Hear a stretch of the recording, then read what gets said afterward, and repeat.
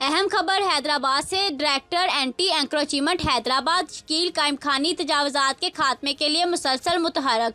फ़कीर कापर पर तजावुज़ात के खिलाफ भरपूर कार्रवाई। शहर में तजावुज़ात को बिल्कुल बर्दाश्त नहीं किया जाएगा। तजावुज़ात के खिलाफ शहर भर में कार्रवाइयाँ तेज़ कर दे। फ़कीर कापर पर कार्रवाइयाँ इसी सिलसिले का तसलसल है।